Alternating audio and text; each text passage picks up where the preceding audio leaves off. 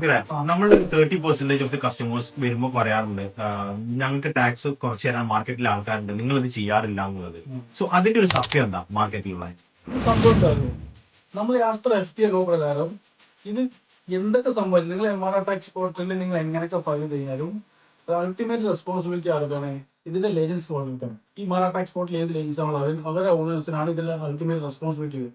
അതായത് FTA clear ആയിട്ടും പറഞ്ഞിട്ടുണ്ട്, നമ്മൾ തേർഡ് പാർട്ടി എന്ത് ചെയ്ത് കഴിഞ്ഞാലും അൾട്ടിമേറ്റ് റെസ്പോൺസിബിലിറ്റി നിങ്ങൾക്കാണ് പോയി. അപ്പൊ തേർഡ് പാർട്ടി വാറ്റ് ഫയൽ ചെയ്യുമ്പോൾ കോർപ്പറേറ്റ് ടാക്സ് ഫയൽ ചെയ്യുമ്പോൾ എങ്ങനെ അവർക്ക് ഫയൽ ചെയ്യാൻ പറ്റും? അവർക്ക് ജസ്റ്റ് ഒരു ഫിഗർ ഇട്ട് ഫയൽ ചെയ്യാൻ പറ്റും. ഇത് at the same moment file ചെയ്യുന്ന സെയിം മോമെന്റ് FTA റിവ്യൂ ചെയ്യുന്നില്ല.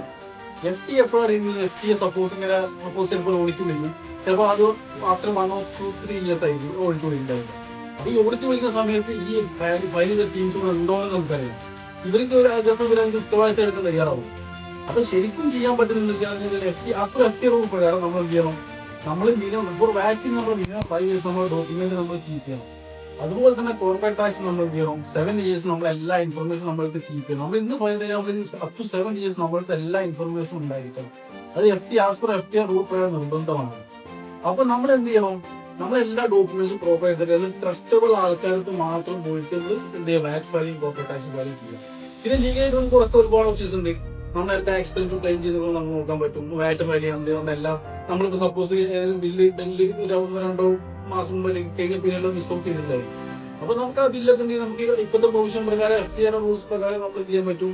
നമുക്ക് ഈ ബില്ലൊക്കെ ക്ലെയിം ചെയ്യാൻ പറ്റും. അപ്പൊ അതുപോലെ തന്നെ കോർപ്പറേറ്റ് ടാക്സ് സംബന്ധിച്ച് നമുക്ക് എല്ലാ പ്രൊവിഷൻസും നമ്മളെല്ലാം നമ്മൾ സപ്പോസ് ഒരുപാട് എക്സ്പെൻസ് കൊടുത്തിട്ടുണ്ടായിരുന്നു, ചിലപ്പോൾ കൊടുത്തിട്ടുണ്ടായിരുന്നു, നമുക്ക് ബുക്ക് ചെയ്യാൻ പറ്റില്ല.